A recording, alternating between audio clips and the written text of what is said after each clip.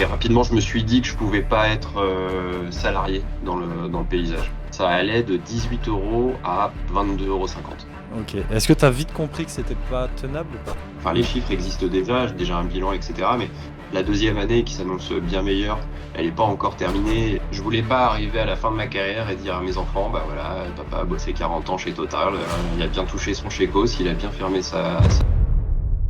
Salut Factotum, je suis super content. Aujourd'hui, on va accueillir le pouce vert. Pour ceux qui ne le connaissent pas, il est sur Instagram, il a plus de 30 000 abonnés et il est surtout axé sur tout ce qui est création, embellissement de jardin. On va lui poser quelques questions, d'où il vient, pourquoi il a choisi ce métier-là, est-ce que c'est une reconversion, comment ça se passe et toutes les petits trucs et astuces qu'il pourrait nous donner pour pouvoir améliorer notre façon de travailler. Salut à toi! Hello Gwen, hop, autorisé, voilà, c'est bon. Super. Alors attends, je te mets en plein je nous mets en plein écran. Tac, c'est parti. Alors, l'enregistrement est déjà Ah, c'est lancé. magnifique, c'est magnifique T'as ton vu? studio. Bah écoute, je suis content parce que Voilà. t'es le premier que j'invite ici avec le nouveau studio. Donc franchement, je suis super content de t'avoir. Je t'ai connu via les réseaux, via Instagram. T'as une Ouais, chaîne, t'as ouais. quasiment 30 000 abonnés maintenant. Ah ouais, ça monte, ça monte. Ouais, ça monte doucement, enfin ça monte plutôt vite. Ça fait combien de temps là que tu t'es lancé dessus? Ça fait sur Instagram, je me suis lancé il y a à peu près 2 ans. Et là, en fait, ça a vraiment explosé fin novembre 25, D'accord. Et 2025. c'est quoi qui a fait que ça a explosé? T'as fait une vidéo En fait, spéciale ou... ouais, bah en fait le réel où j'ai commencé à dessiner en timelapse, Mhm. tu sais, hyper rapidement. Et ça m'a ramené 10 000 followers. Ok, Juste cette vidéo. ok, joli. Moi, ce que je voulais voir avec toi, c'est est-ce que tu fais ça depuis toujours? Est-ce que c'est quelque chose que tu as commencé, tu as fait des études dedans ou pas du tout? Pas du tout. Moi, j'adore, j'ai un attrait pour la nature, pour le jardin, depuis toujours, mais j'ai eu un parcours qui n'a rien à voir parce que j'ai fait un IUT technique de commercialisation, Ok, un master en management dans une école de commerce, et j'ai bossé 12 ans chez Total Énergie. ok, ouais, donc tu as complètement fait un 360, enfin un 180. Voilà. Rien à voir. Rien à voir. Ouais, je suis désolé, la connexion, ça fait Dis-moi. ça fait une voix de robot en fait, ça coupe. Donc ouais, bon, je vais reprendre la question parce que c'est un petit peu buggé. Donc ce que j'ai compris, c'est que donc tu as fait école de commerce, tu as bossé à Total et donc shift total. Shift total avec l'arrivée des enfants, avec l'envie de réaliser quelque chose et de retourner, de bosser pour ma passion en fait. Ok, Et rapidement, je me suis dit que je pouvais pas être salarié dans le paysage. Mais ça, j'y reviendrai peut-être plus tard. bah limite, vas-y, va dans le flow. Moi j'aime bien l'idée. Pourquoi tout de suite tu Ok. t'es dit, vas-y, passe salarié? Parce que j'ai une idée bien précise de ce que je veux faire. Moi, si j'avais une liberté complète dans mon ancien boulot, enfin semi-complète dans le sens où je bossais dans un gros groupe, mais j'étais en home office, je m'entendais bien avec mon chef, mes collègues, c'était tout roulé pour moi.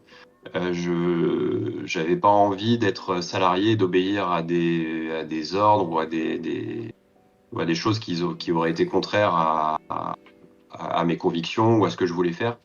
C'était justement tout le sens de ma réorientation. C'était pas pour me retrouver dans un job où j'allais faire ce qui me plaît pas aux ordres de personnes qui me plaisent pas. Donc c'était de retrouver de l'indépendance et de faire à ma sauce, quoi. T'as fait ce changement à quel âge? 37. Ok. J'avais 37. Ouais, donc t'avais J'en ai fait 40 ta... aujourd'hui. Ouais, bon, on est kiff-kiff. Moi, dans quelques mois, 39. Ouais, il y avait vraiment ce côté où tu voulais retrouver vraiment, c'est toi qui fais ce que tu as envie de faire, de pas faire les ordres, d'avoir des ordres auxquels peut-être t'es pas d'accord et devoir les exécuter. Mais c'est, excuse-moi du terme, assez couillu dans le sens où t'avais pas vraiment de formation dedans. Pas du tout. Non, non, effectivement, j'avais pas de formation dedans. Alors après, j'ai fait quand même un brevet professionnel aménagement paysager Ok. dans le cadre de ma réorientation. Donc en fait, j'ai fait, pour être totalement précis, je suis passé par un plan transition pro, je sais Ouais, pas si tu connais, ouais. qui m'a permis en fait de rester toujours salarié de Total, mais de me former pendant 1 an au métier de paysagiste jardinier. Donc ça a été vraiment hyper confort parce que j'avais toujours une partie de mon salaire. Et à la fin de ma formation, j'avais même la possibilité de revenir chez Total. Mon chef Ok. m'a dit, j'ai un poste pour toi. Donc ça m'a permis de le faire dans un confort financier, je dois reconnaître, qui m'a permis de pas trop me poser de questions et de me mettre à fond dans ce nouveau métier, dans cette passion pendant 1 an, de faire des périodes en entreprise, de faire du pavage, de faire de la clôture, de la plantation, d'aller visiter des fournisseurs, de commencer à connaître du monde, à me faire connaître. Et ça a été vraiment hyper important de le faire parce que je connais d'autres personnes qui se sont lancées dans le paysage sans avoir fait une petite formation. Et au-delà de l'aspect technique, parce que ça, il est discutable, c'est surtout le réseau que tu te fais autour. Alors c'est peut-être là où Factotum du coup vient aussi pallier pour certaines personnes ce manque de réseau.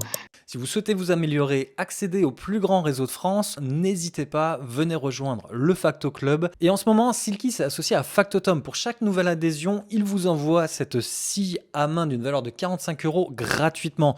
Donc autant dire, pour 25 € sans engagement, vous avez déjà une scie à moitié prix. Mais c'est pas tout. Vous retrouverez la communauté, savoir comment faire vos devis, savoir s'ils sont bons, le matériel. Vous avez aussi les partenariats dans le club, comme Allo Voisin à moins 10%, GTM à moins 15%. Bref, tout ce qu'il vous faut pour améliorer votre activité ou tout simplement la lancer sur les bonnes bases. On retourne à l'interview. Mais ça, c'est quelque chose qui est hyper important, je trouve, dans le paysage et que j'ai découvert. C'est que tu es obligé de connaître tes fournisseurs, tes concurrents, les personnes qui peuvent être complémentaires à ton activité, les pépiniéristes, voilà. La formation m'a permis de vraiment mettre un gros pied dedans, très D'accord. rapidement. Et tu veux dire que ton réseau, il t'a aidé surtout sur la clientèle, sur les chantiers? Ou est-ce que tu vois le réel bénéfice que tu as eu à avoir ce réseau dès le départ? Il est partout. Il est partout. Aujourd'hui, j'ai des mecs qui m'appellent, avec qui j'ai bossé dans la boîte chez qui j'avais fait mon alternance, qui ont soit quitté la boîte, soit font des petits trucs à droite à gauche. Donc ces gens-là me contactent pour venir bosser avec moi. Ça peut être mon formateur qui m'a recommandé auprès d'un mec qui partait à la retraite. Donc j'ai récupéré une clientèle CESU grâce à la formation, enfin, de manière indirecte, grâce à la formation au BP que j'ai fait dans un lycée horticole, puisque c'est le prof qui me l'a transmis. Tu bosses en CESU? J'ai commencé en CESU. D'accord, ok, Ouais. c'est marrant. J'ai commencé en CESU tout simplement parce que j'étais encore salarié de Total. Pour le coup, Total a mis du temps à me lâcher. J'ai eu du temps à avoir une rupture conventionnelle. Et donc, du coup, j'ai commencé à faire du CESU tout en étant toujours salarié de Total. Ok.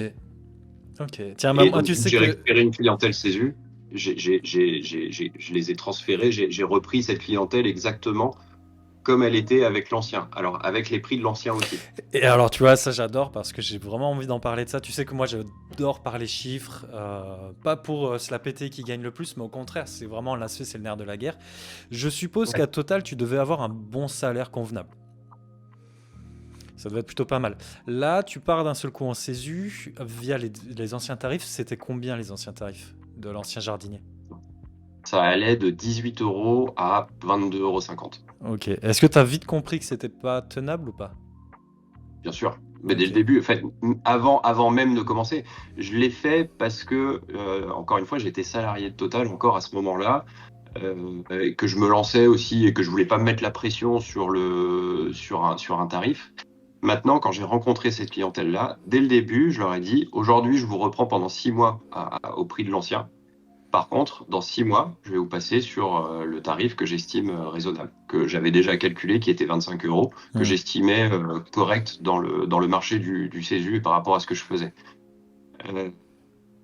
Donc les règles ont été claires dès le début. C'est passé Mais c'était pas crème. tenable. 18 € de l'heure, c'est pas tenable. On est Parce d'accord. que j'avais acheté un camion, il y a du matos qui est pris. À ce prix-là, 18 €, moi, c'est pas tenable. Enfin, vous voyez bien l'énergie que je fais. Je prends mon camion, il me coûte 35 000 €. Je peux pas, c'est pas tenable, quoi. Et Ils l'ont c'est passé crème après au niveau des clients? quasi crème. Il y a un ou deux clients qui a tiqué. Il y en a un du coup que j'ai jarté. Enfin, au moment où j'ai augmenté le prix, il m'a reproché aussi le fait que je venais plus à la même fréquence que l'autre, ce qui est normal parce que l'autre il faisait ses trucs réguliers toutes les semaines. Mais Moi, je faisais des grosses sessions à chaque fois. Et j'en ai profité pour lui dire que j'étais pas la bonne personne pour lui et qu'il allait se chercher un autre jardinier. Parfait, très Voilà, bien. Très professionnel, chacun sa route. Et donc c'est ça. après, t'es parti parce que quand même, toi, t'es dans l'idée de création surtout. Ouais. Ou est-ce qu'aujourd'hui, voilà, en niveau création, au niveau entretien, est-ce que tu arriverais à dire à peu près le pourcentage que chacun prend dans ton activité? Alors, en termes de temps ou de chiffres? Euh, D'abord le temps. Les Je, deux. je pense que le chiffre, enfin, je pense savoir, mais déjà niveau de temps en fait. Niveau temps, je pense que la conception me prend plus de la moitié du temps. La conception prend plus de la moitié du temps. Ok, ce qui est très Ouais. bien. Conception, Ok. quand je dis conception, c'est conception et création, pardon. Ouais, ouais, ok. Les chantiers, toute ma partie création-conception. Ok. Ok, ouais, donc Ça me c'est prend. vachement bien, ça tourne bien alors ton histoire. Oui, alors oui, sauf que en termes de chiffres, ça devrait, je trouve, ça devrait représenter plus. Aujourd'hui, je suis encore au début de mon activité, je passe encore beaucoup de temps à faire mes devis de création, à me poser beaucoup de questions, à essayer de m'adapter à chaque client et à chaque jardin sur chaque création. Ouais. Je dessine à la main, je fais un plan de plantation, une vue paysagère, j'essaie que les choses soient belles, surtout que je le facture maintenant. Donc ça me prend énormément de temps. Ensuite, je vais chez les fournisseurs, acheter mes végétaux. Je fais les plantations chez le client, généralement ça prend 2-3 jours.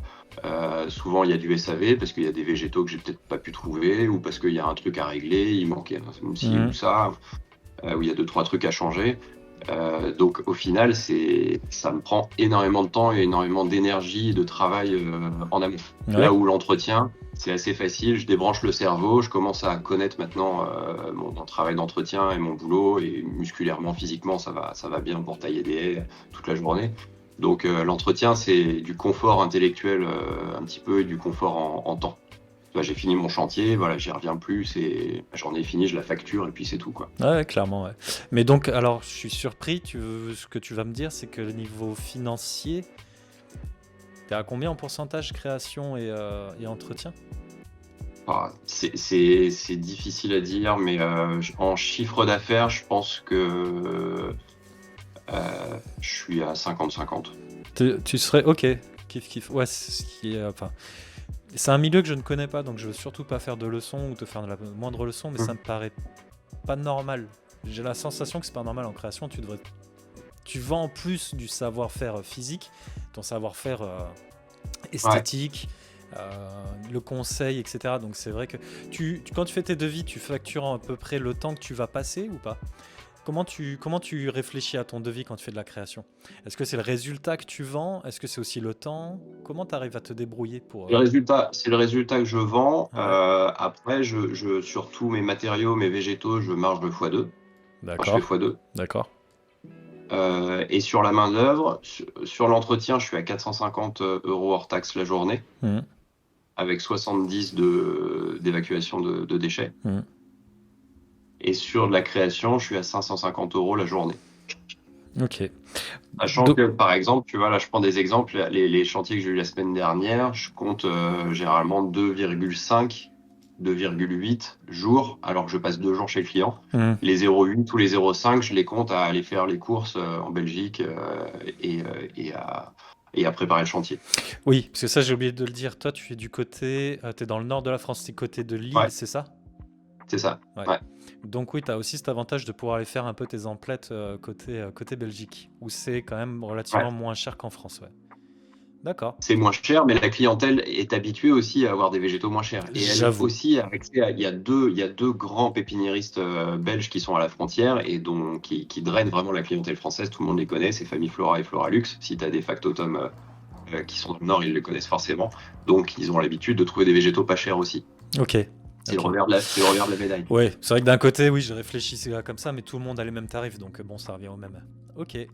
Ça me paraît, la différence me Mais paraît alors, pas Vas-y. ce que je veux dire, en fait, Gwen aussi, c'est ce qu'il faut comprendre, c'est que mon entreprise a 1 an et demi, j'ai pas encore 2 ans d'existence, Ok. donc j'ai pas énormément de recul sur les chiffres. Enfin, les Mm. chiffres existent déjà, j'ai déjà un bilan, etc. Mais la deuxième année qui s'annonce bien meilleure, elle n'est pas encore terminée. Il y a encore des choses qui peuvent se décoincer, notamment 2 gros chantiers de création. Et c'est vrai que c'est une leçon aussi que je vois, c'est que quand je me limite à de la création végétale, ce que j'ai fait jusqu'à présent, tu es tout de suite sur des budgets très limités. Ça prend quand même beaucoup de temps, mais tu es sur des budgets limités. Parce que les gens, dans leur esprit, ils vont pas mettre plus de 2000, 3000, 4000 euros pour refaire leur jardin avec des plantes. Parce que c'est quelque chose, les gens se disent globalement, il va venir avec des plantes, moi je peux les acheter moi-même, il va creuser son trou, il va la caler, et puis allez, il va mettre un peu de copeaux, et puis ça ira très bien. Ils n'ont pas idée de toute la logistique et du savoir-faire qu'il peut y avoir derrière. Là où sur une terrasse, sur du pavage, ou sur une clôture, les gens ne savent pas faire. Ils n'ont aucune idée des prix, aucune idée de la technique qui est utilisée. Et donc là, je trouve que les gens challengent beaucoup moins et les budgets sont effectivement beaucoup plus élevés. Et c'est pour ça que beaucoup d'entreprises du paysage vont vers ce genre de chantier de création. Je suis un peu justement différent dans le sens où je fais de la création végétale. Est-ce que je vais continuer à faire que ça? Je sais pas parce que effectivement financièrement ça peut être difficile. Tu as testé tes prix? Ce que je veux dire par là, c'est est-ce que tu as beaucoup de refus? Est-ce que tu trouves que tu as trouvé le prix qu'il faut? Euh, Est-ce que tu as testé de monter un peu tes tarifs ou pas? Je les ai montés progressivement. Au début, je voulais faire 45 euros de l'heure. Je voulais fonctionner à l'heure et c'est comme ça que j'ai fonctionné au début. Et je suis rapidement passé à 450 euros la journée, plus 70 de végétaux, enfin d'évacuation de déchets verts. Mais là, on est sur Donc, de l'entretien quand tu parles de ces chiffres. ouais, sur de l'entretien. Ouais, ok. Ouais. Mais sur la conception, j'étais sur la création et sur la conception, j'étais sur les mêmes prix. Je considérais que c'était les mêmes prix. D'accord. Et tu vois, et j'en étais à calculer précisément, bah là je vais faire une journée de 8 heures, donc je compte 8 fois 45, et puis la deuxième journée, vu que ça va être une journée plus rapide, je vais faire 5 heures, 5 heures et demie, tu vois. Aujourd'hui, je me fais plus chier, c'est une journée à 450 ou à 550 en création, et point barre. Et là, tu vois, j'ai encore une cliente à qui j'ai envoyé un devis alors c'est de l'entretien pour le coup, et qui me dit, ah, c'est cher et tout. J'ai expliqué le pourquoi et elle a validé le devis finalement. Ça marche. Tu verras, parce que là, tu es rentré dans le club. On a des gens qui font partie, qui sont dans ta région et ils arrivent à faire des tarifs un chouïa plus haut. Et toi, vu ce que tu fais et la qualité de ton travail, je pense que tu peux monter. Ouais. Je pense que tu peux monter quand même. T'es en quoi? T'es en EIRL? En SAS. En SAS. Vous êtes plusieurs? Non, je suis tout seul pour l'instant. SASU, pardon. Ouais. Ah, t'es en SASU. Ok, t'es en SASU. Ah, mais alors à côté, t'as le chômage qui tombe encore? Il prend fin en mai, ouais. Ok, et tu vas tu vas changer ta structure ou tu vas rester en SASU? Non, je veux rester en SASU parce que j'ai toujours eu le souhait de m'associer, de pas rester seul. Je garde toujours cet espoir de trouver quelqu'un de complémentaire qui sache faire justement du pavage, qui sache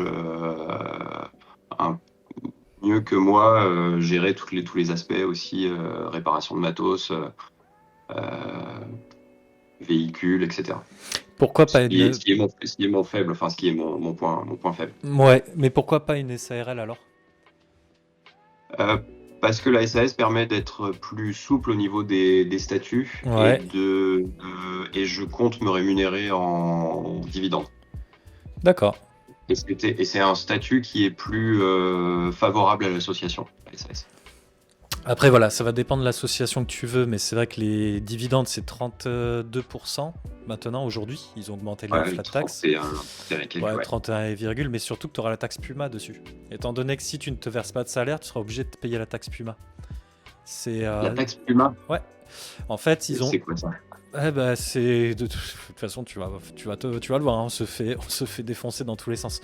La taxe Puma, en fait, c'est si tu ne verses pas de salaire au minimum 9000, à vérifier les chiffres, mais si tu ne te verses pas environ 9000 et quelques euros de salaire par an et que tu ne te payes que en dividendes, ils considèrent que tu dois quand même mettre la main à la poche pour payer, aider l'effort français de la retraite, cotisation et tout ça.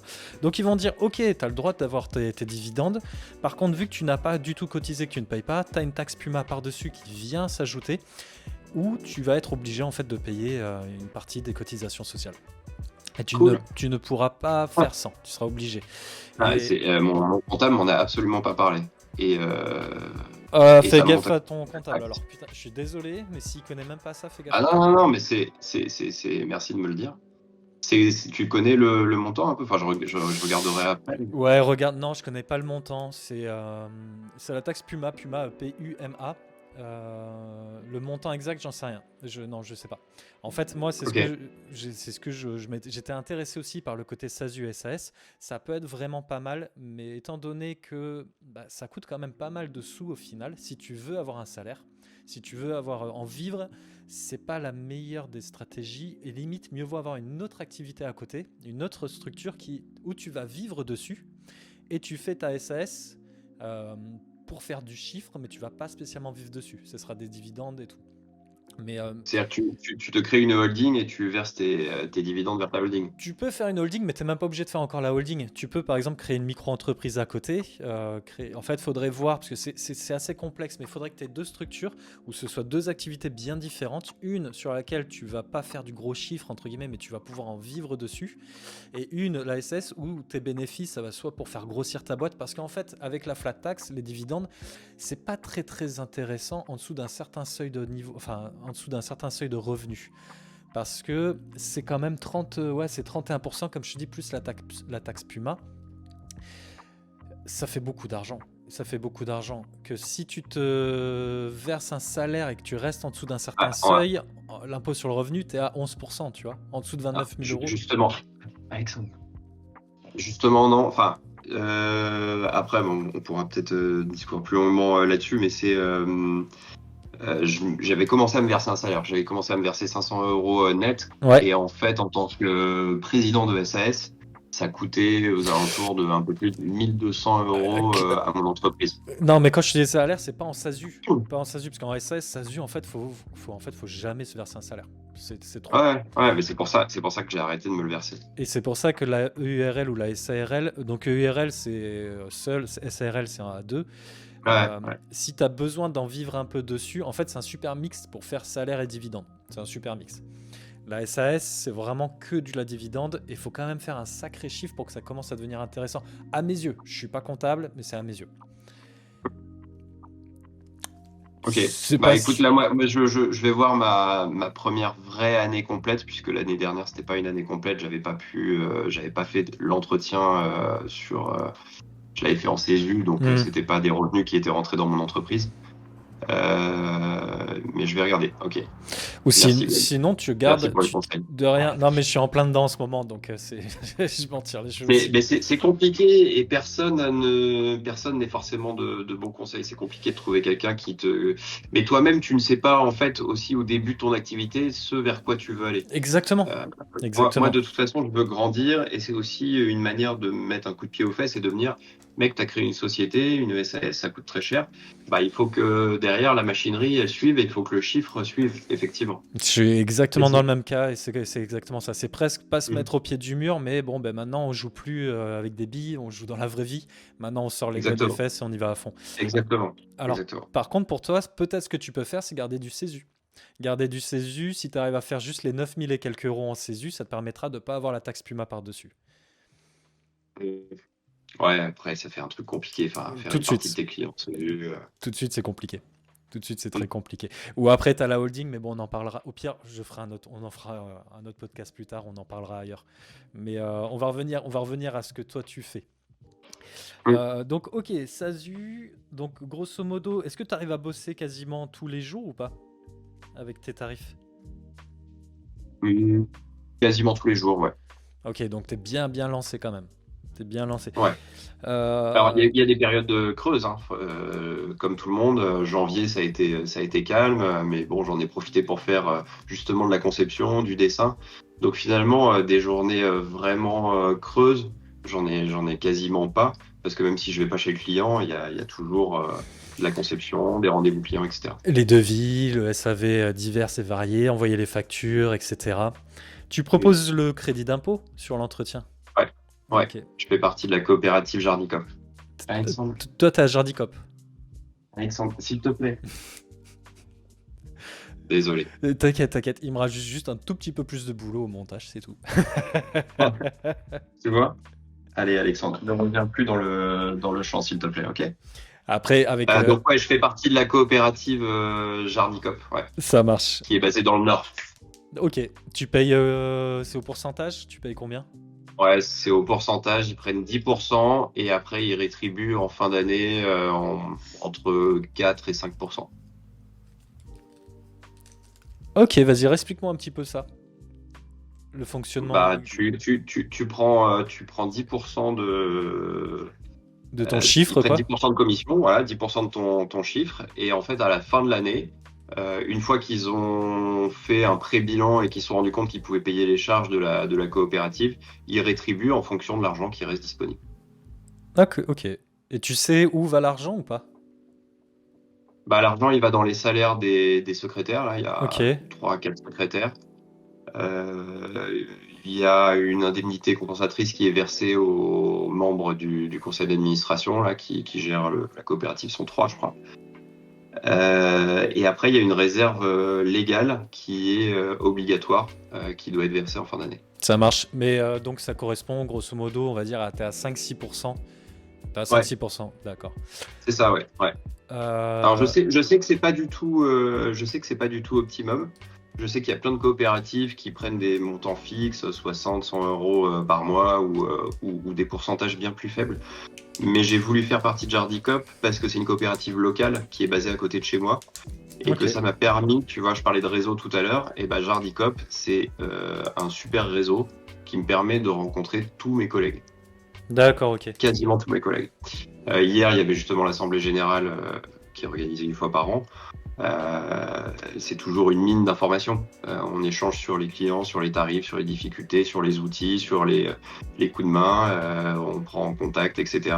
Et c'est ça que je cherche aussi dans une coopérative. D'accord, ouais, c'est le côté aussi beaucoup plus humain et réseau. Parce que, bah, ouais, tu Ouais, sais que moi, je suis avec local. Unipro, je le cache pas, c'est un partenariat. Là-dessus, ouais, c'est 40 euros par mois hors taxe. Donc, c'est vrai que ça fait quand même une sacrée économie. Mais Ouais, si toi, derrière, tu t'y retrouves aussi financièrement via le réseau, je peux comprendre. Je peux comprendre, ça oh, tient la route. ouais. Je suis vraiment quelqu'un, par contre, il faut savoir, je suis quelqu'un de très ouvert et que justement, depuis, encore plus depuis que j'ai créé une société, j'ai appris à écouter tout ce qu'il y a autour et à ne jamais rester fixé, figé sur un point. Ouais, ouais, Pour l'instant, ça me convient bien et ça me permet de bien me lancer en fait. ça marche. Je vais revenir un petit peu à ton activité. Les réseaux, tu t'es mis dessus pour quelle raison? Au début, pour montrer ce que je faisais sur Instagram en tout cas. Je n'étais pas sur Instagram avant d'avoir lancé ma boîte. Ouais. Et au début, je filmais tout et n'importe quoi. Le petit écureuil que je croisais sur mon chantier, le lapin le matin, une petite fleur en close-up. Bon, à part ma mère et ma belle-sœur, il n'y avait pas grand monde qui regardait mes trucs. Après, j'ai une pote de chez Total que j'ai connue chez Total qui s'est lancée en community manager et qui m'a montré deux, trois trucs et qui a commencé à remettre aussi mes réseaux en ordre et à me dire, mais chaque message, en fait, enfin, chaque publication que tu fais doit donner un message. Hmm. Pourquoi tu fais ça? Pourquoi tu le fais comme ça? C'est pas juste, tenez, regardez ce que j'ai fait. C'est voilà ce que j'ai fait, pourquoi je l'ai fait comme ça, comment je l'ai fait, voilà le avant, après. Réutiliser aussi les techniques classiques, caractéristiques, avantages, bénéfices, tu vois, que tu retrouves dans la vente. Bah, en fait, si tu l'appliques à Instagram, ça fonctionne, ça intéresse les gens. Ouais, clairement. Moi, je suis beaucoup plus YouTube. Tu vois, Instagram, je suis pas. Je crois que je suis à Ouais, 2008. j'ai vu, Je j'ai vu. suis. Ça Moi, me. pas du tout YouTube. Ouais, alors moi, YouTube, ça va, je maîtrise. Mais c'est vrai qu'Insta, c'est compliqué. Et c'est vachement de boulot, on dirait pas. C'est pas parce que ta vidéo fait 15 secondes que t'as limite moins de boulot qu'une vidéo qui fait 15 minutes, en fait. Parce qu'il faut que tu ailles Clairement, super vite. Faut que tout soit millimétré, réfléchi, bien fait, percutant. percutant. Et ça, de le faire une fois, je te dirais encore, ça va. Je dirais pas que c'est facile, mais ça l'est assez. Le faire deux fois, c'est un peu plus dur. De le faire régulièrement comme toi tu fais, c'est très très très dur. Je pense que les gens s'en rendent pas compte. C'est extrêmement dur. Et là-dessus, moi d'admiration moi pour les gens sur les formats courts parce qu'en fait c'est d'une difficulté. Euh, Enfin voilà, bravo. Moi je sais que je t'ai vu Merci, là-dessus, j'ai merci trouvé même. ça génial. Est-ce que ça t'a apporté de la clientèle? Est-ce que c'est surtout Ouais. un impact via les autres gens ou est-ce que la clientèle aussi en fait te voit et te contacte? T'as tout dit. C'est les deux, en fait. Il y a des gens qui m'ont contacté, alors il y a à boire et à manger. Les contacts sur Instagram, t'as de tout. J'ai beaucoup de demandes, malheureusement, de gens qui sont en dehors de mon secteur, Mhm. sur de la construction. Donc là aussi, il faut peut-être aussi que je trouve une solution pour répondre quand même à ces gens-là. Euh, et après, ça a forcément amené une clientèle locale. C'est vrai que à partir d'un certain niveau d'abonnés, bah, si tu regardes sur 30 000 personnes, si tu prends 10% qui sont sur ta zone, bah, tu as 3 000 clients potentiels qui sont sur ton secteur. C'est énorme, Mhm. énormissime. Enfin, c'est une force de frappe gratuite qui est incroyable. Ah, j'aime pas le gratuit, tu vois. Même 1%, J'aime pas du tout le terme gratuit. Parce que oui, c'est gratuit comme ça, mais en fait, non. pas en temps. Pas Pas en en temps. Non, non, temps. mais Pas bien en temps. sûr, bien sûr, bien sûr. Et en plus, c'est piégeur Instagram parce que ça montre tous les bons côtés et jamais la difficulté, jamais le temps que ça peut prendre. Et après, c'est la magie des réseaux sociaux, hein, comme type. Et puis, Mais les gens n'en veulent pas. Les gens n'en veulent pas. Si tu commences à dire ce qui va pas, les gens, ils s'en foutent, tu vois. Ils switchent et ils regardent ailleurs, quoi. c'est Donc, clair. mais Ils je veulent du suis. positif, ils veulent effectivement se distraire. Hmm, C'est de la distraction. Donc, exactement. et apprendre un peu. Moi, c'est ce que j'aime bien, c'est que tu vois, la différence avec YouTube, c'est que c'est la personne va avoir une question, va aller chercher Instagram, et c'est limite la question, la personne qui est sur son chiotte et qui est en train de switcher, tu vois ce que je veux dire? Et c'est là où il faut être vraiment percutant, où il est dans le lit, tu es en train de Donc, regarder. mais c'est exactement ça. Quand tu fais ton truc, tu dis comment faire que Robert au chiottes à 7 heures du matin avant d'aller au boulot, il va se dire tiens, je vais rester plus de 3 secondes parce que c'est ça, c'est la règle Instagram, 3 Ouais. secondes en fait. Si tu arrives à accrocher ton audience plus de 3 secondes, tu as quasiment tout gagné. Hmm. Là, l'algorithme te propulse parce que c'est en fait l'algorithme qui choisit. C'est pas forcément les gens, c'est l'algorithme. Ouais. Donc, c'est certaines stats qui te permettent d'être propulsé. Exactement. Tu vois, Insta, c'est 3 secondes, il faut être ultra rapide. YouTube, c'est les 30 secondes. Mais pareil, hein, c'est 30 secondes. En fait, si tu fais une vidéo de 30 minutes, tant que tu as les 30 secondes qui sont plutôt bonnes, comme tu dis, tu as presque déjà gagné le jeu, quoi. Et ça pousse un peu, voilà, faut que ça aille vite. Et puis voilà, la personne, tu la déprimes pas. Faut lui donner ce Ouais. qu'elle a envie, faut qu'elle s'amuse, faut qu'elle apprenne, mais faut que ça aille vite. Donc tu me disais, ouais, Complètement. Juste pour revenir, ouais, excuse-moi, j'ai pas répondu à la deuxième partie de ta question, ouais, qui est que aussi le Instagram aujourd'hui, le fait d'avoir un compte, d'avoir une entreprise qui existe avec des réalisations visibles de tout le monde, fait que les gens qui me contactent pour ça. ouais, Et ça change aussi beaucoup. Avant, je devais convaincre les gens de ce que je faisais. Aujourd'hui, les gens sont convaincus et viennent me voir convaincus déjà. t'as créé Et la ça les confiance. rassure. Exactement, t'as créé la confiance en fait. C'est-à-dire que t'as déjà commencé à créer une relation parasociale. C'est-à-dire que eux, limite, ils ont une sensation de te connaître déjà un petit peu. Toi, tu les connais ni d'Ève ni d'Adam, mais eux, ils te connaissent déjà un petit peu. Ils ont vu tes réalisations et en fait, tu as gagné 70% de ton devis, qui est la confiance. C'est passé, quoi. Et après, c'est les tarifs. Parce que aussi, je pense que les gens rêvent un peu en regardant tes vidéos. Et le jour où ils ont le papier, le devis devant les yeux, la réalité revient un petit peu, C'est un quoi. peu plus compliqué. Ouais, ouais. Et encore, vu ce que tu me dis, je pense que t'es en train de construire, t'es dans le nouveau, entre guillemets, mais tu marges pas assez sur ta popularité. Tu commences à être connu, hein. Probablement, probablement. Et en fait, je suis un peu dépassé. C'est assez récent. Je te dis, c'était fin novembre la première vidéo qui a fonctionné. Donc ça, là, on parle il y a 4 mois, quoi. Ouais. Je sais pas encore comment exploiter pleinement le potentiel de cette page Instagram, parce que je sens qu'il y a du potentiel. Enfin, tu vois, je suis contacté sur plein de sujets différents. Mais je veux que ça reste cohérent et je veux pas suivre une voie facile ou une voie que j'aurais pas choisie en Ah ouais. pleine conscience. Voilà. Il y a plein de sollicitations, mais voilà, est-ce qu'il faut répondre à tout et est-ce qu'il faut aller dans toutes les voies? Faut que je réfléchisse de manière un peu stratégique, quoi. Bah, tu vas te noyer à un moment. Non, non, mais t'as raison. Tu vas te C'est pour ça qu'il faut pas se noyer. disperser, je pense. Après, il y a un aspect, c'est l'aspect pédagogique. Moi, j'adore expliquer ce que je fais, la pédagogie vis-à-vis des clients. Et je pense que c'est une diversification, une voie que je prendrai à l'avenir, c'est de faire des sessions, peut-être comme tu fais des lives en fait, de la formation à distance sur du jardin. Mais tu le fais pas déjà, ça, la formation à distance?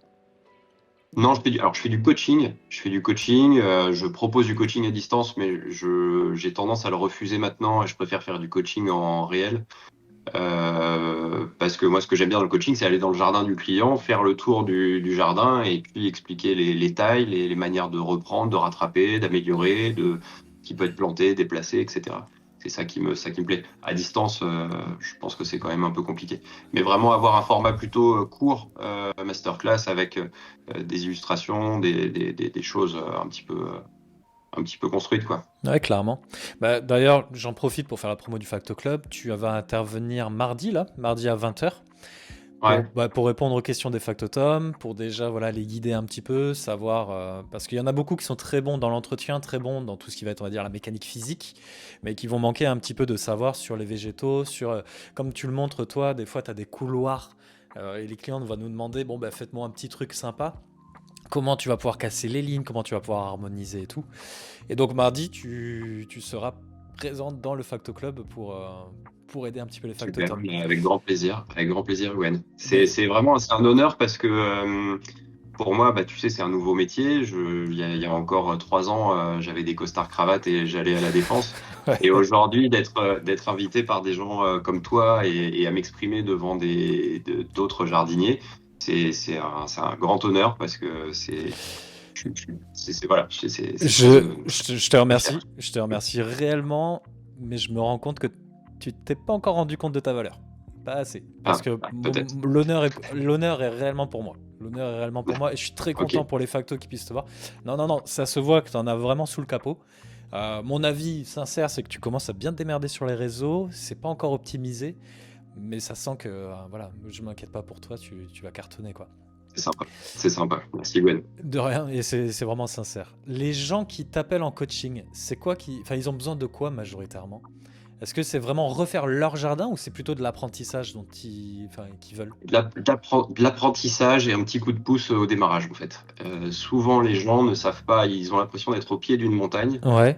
et ils ne savent pas par quoi commencer. Ils ont essayé plein de trucs, ils ont tout fait crever, ou alors le rendez-vous, le rendu ne leur convient pas.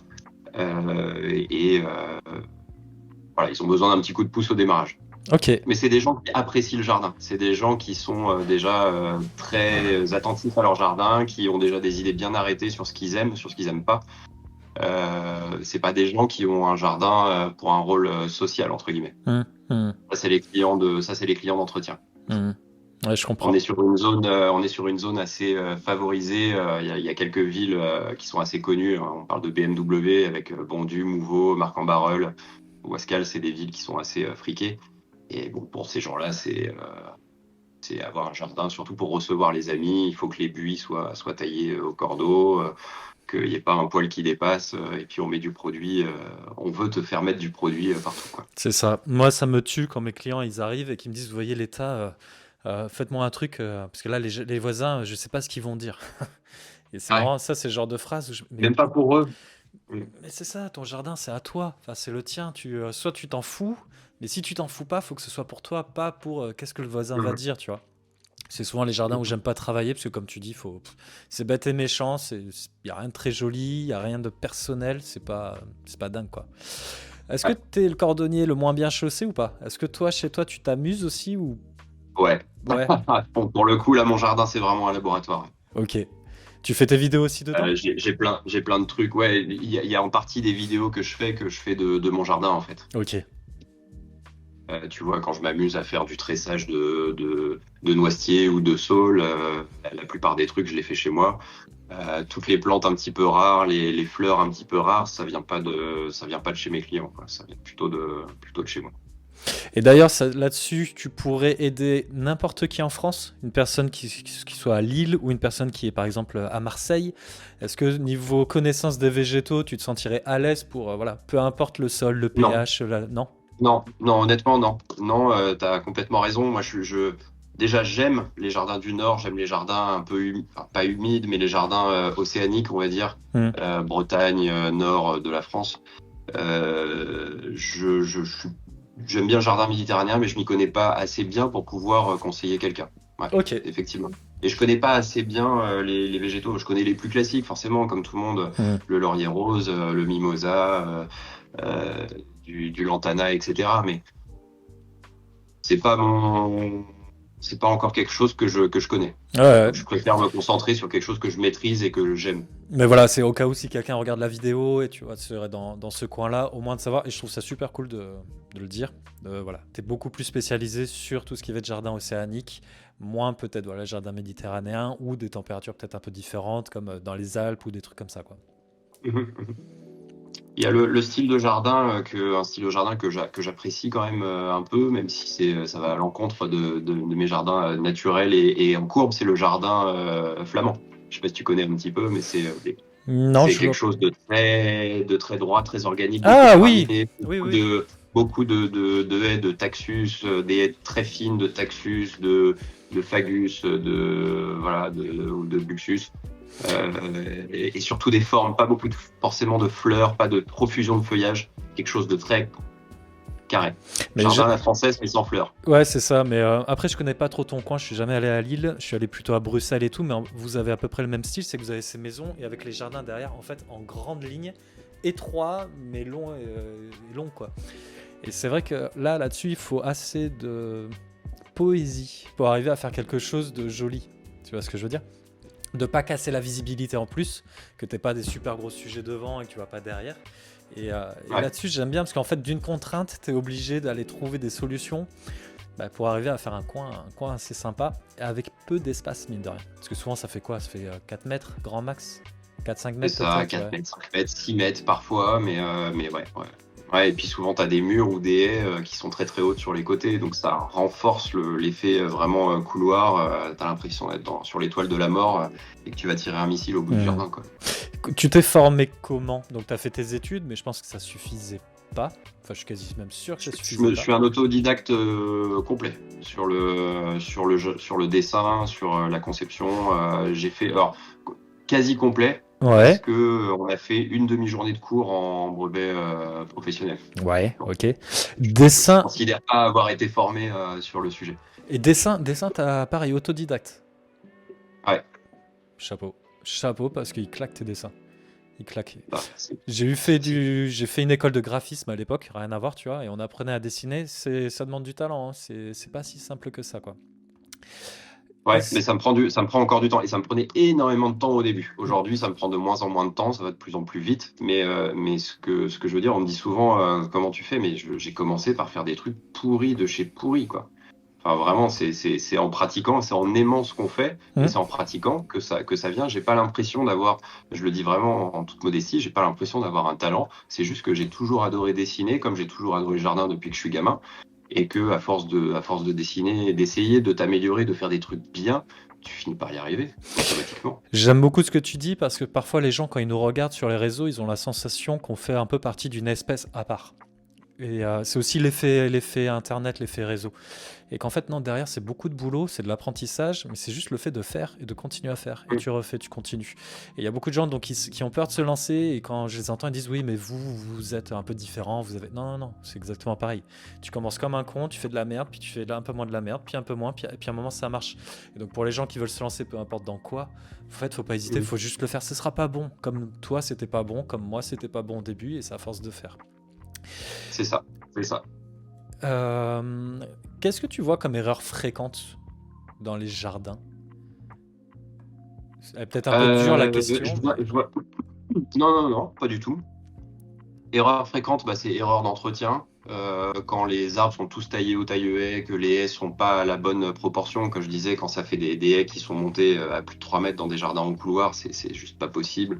Quand ça atteint des largeurs, bon, tu te dis, il y a eu plusieurs années où ça a été négligé au niveau de l'entretien, donc ça c'est un gros problème. Et après, au niveau de la conception, souvent les gens ont la tendance à mettre tous leurs arbres et tous leurs végétaux le long de leur mur, hum, alors qu'il faut essayer quand même de créer des îlots, de créer une sorte de cheminement et de couper un tout petit peu la vision de temps en temps.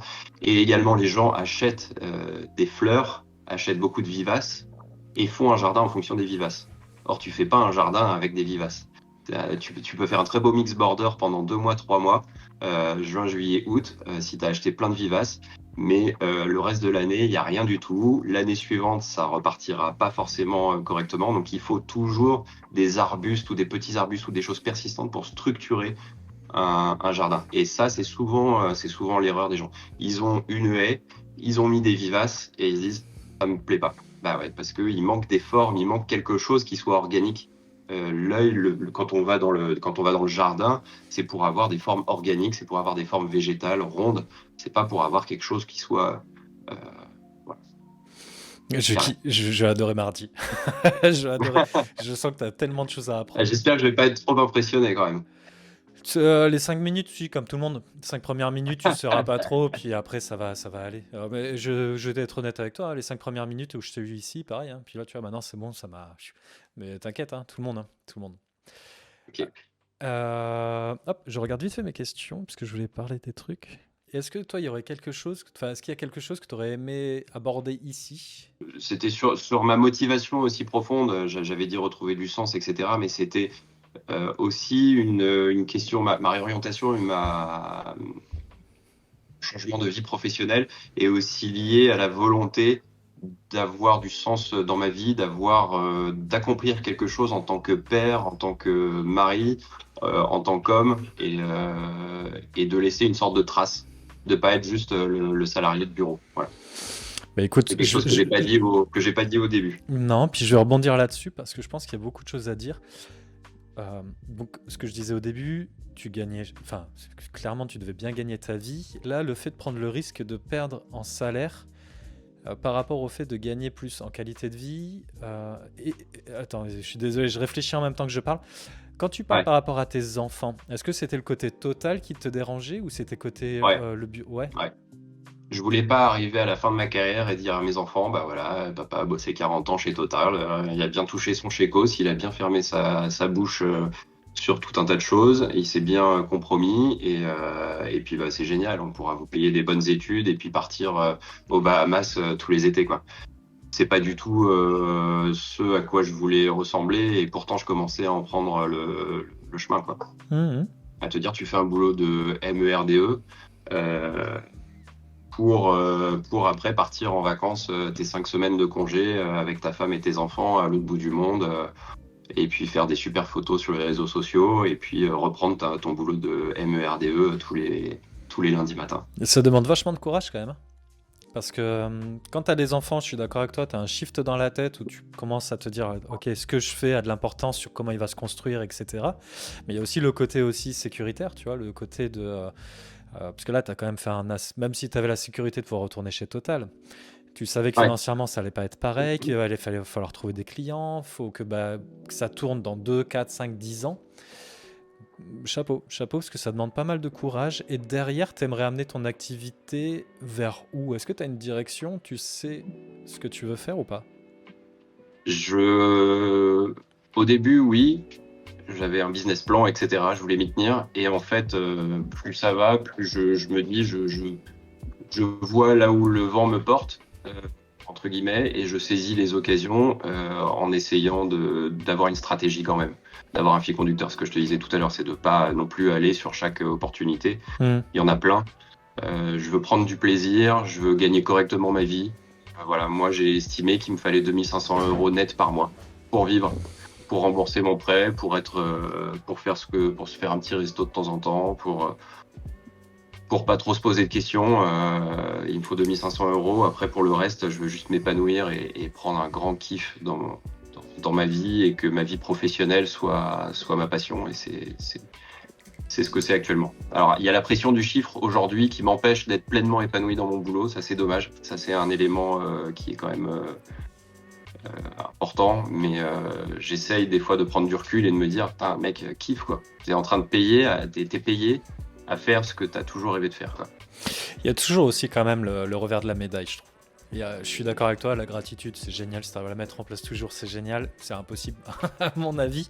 Surtout Ouais, quand tu es à ton ouais, compte, parce que bah, tu as des conneries, tu as des problèmes qui arrivent. Enfin, il y a beaucoup de trucs à gérer. Tu peux gagner très bien un mois et le mois d'après, que ce soit un peu plus bas. Donc, même si tu sais que tu vas rebondir derrière, ça fait toujours un peu peur. Aujourd'hui, parce que 2 500 €, si tu te le fais en dividende, ça fait 30 000 net. après la flat tax. Après la flat tax, ça doit faire du 50, entre 50 et 55 Exactement. 000. Bravo, c'est exactement ça. T'y es ou pas? Sur l'année ou pas? Je vais en être pas trop loin, je pense. D'accord.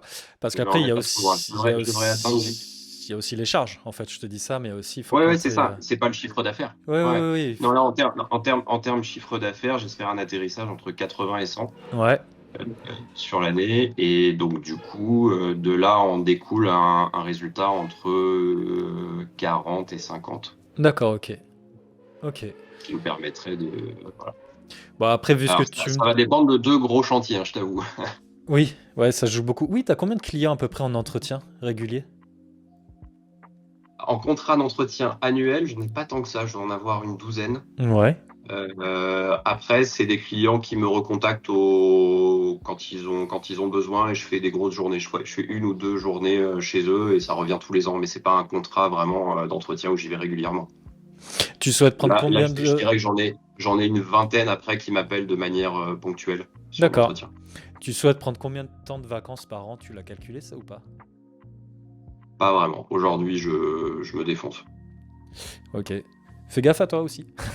Fais gaffe à Ouais, toi. ouais, non, mais bien sûr, je me défonce dans la mesure où, effectivement, la fatigue physique, mais tu le vois en fait rapidement, ton manque de patience avec les enfants, ton rapport dans ton couple, tes rapports dans ton couple, tout ça, c'est des signaux d'alerte qu'il faut écouter et que j'essaye d'écouter. Et il faut aussi prendre du temps pour soi. Et tu vois, là, j'ai enchaîné tous les week-ends en bossant les samedis et les dimanches. Le week-end dernier, je me suis dit, je fais rien du tout, je fais même pas une facture, rien. J'ai passé du temps avec mes enfants et là je suis le week-end avec mes enfants et pareil, je prends du temps avec eux et le week-end j'essaye de bien dormir, de bien me reposer et puis les vacances on les prendra en août dans la période creuse et puis en janvier Ouais, ça me c'est va ça. très bien en fait. Vu que je prends du plaisir, c'est pas mais il faut faire attention à la fatigue physique. Bah ouais, fatigue physique. Après, comme toi, t'as aussi Insta que tu dois faire tourner. C'est un petit boulot en plus à côté quand même à faire tourner. Mais je Mm. pense que ouais, faut que tu... En fait, moi, je te pose cette question-là parce que quand j'entends tes tarifs, j'ai la sensation que tu dois les monter doucement. Tu vois, c'est pas C'est obligatoire. plaisir ce que tu me dis, Gwen. C'est pas de beaucoup, mais tu vois, déjà, si tu arrives à rajouter 50 euros par jour sur 100 jours, ça fait 5 000 euros de plus. Tu vois, tu vois, des petits trucs comme ça. Mais Bien sûr. ouais, Bah ouais, c'est prendre sûr. plus de repos, ouais. Parce que bosser comme un dingue pour arriver à son chiffre, comme tu le dis, le problème, c'est que quand on est à son compte, tous ces trucs, en fait, ça devient des objectifs et on en devient vite esclave. Et moi, je suis passé par là. Je suis passé par là et à un moment, ouais, faut savoir mettre un petit peu, revenir un peu en arrière et de se dire, bon, bah, c'est pas tout à fait grave si je fais pas ce chiffre-là. Mais moi, ça non plus, j'aime pas trop me l'avouer. Donc, en fait, ce que je fais, c'est que j'ai monté mes prix pour juste bosser moins, mais avoir exactement la même ligne, tu Bien vois. sûr. Bien sûr. Bien sûr. Donc c'est vrai qu'aujourd'hui je tourne autour des 65. On n'a pas du tout le même statut. 65 000. Et par contre le but c'est pas de faire plus maintenant, c'est de bosser moins dans les jardins. Ouais. Ouais. Mais surtout que là, toi, tu fais que de l'entretien, donc c'est que de la marge, finalement. Ouais, bah moi Quasiment que de la marge. j'ai T'as vite. assez peu de charges. Non, en charge, moi c'est très faible. C'est très très faible. Après la création, j'ai pas du tout envie de m'y mettre. J'aime bien de temps en temps faire deux trois trucs à côté avec un client gentiment. Mais comme tu l'as dit tout à l'heure et c'est très important, c'est que c'est pas planter deux plantes, enfin c'est pas de planter deux arbres. C'est que derrière il y a toute la logistique et c'est dingue le temps que ça prend en fait. C'est dingue, c'est Mm. monstrueux. Mm. Et presque j'ai la sensation que tu peux pas faire les deux. Enfin, c'est ma sensation, c'est mon idée, tu vois.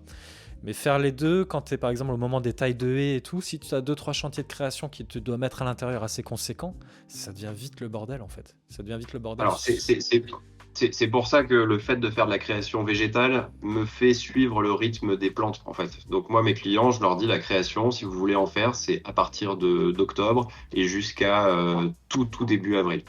Et comme ça, je me garde vraiment la période de mi-avril. Là, on y entre de mi-avril jusqu'à septembre pour faire de l'entretien. Donc là, je repars dans ma période entretien. Je vais avoir un peu de copeaux à mettre par-ci par-là, deux, trois taxus à mettre chez un client. Mais globalement, la création, maintenant, là, j'arrête jusqu'à l'automne prochain.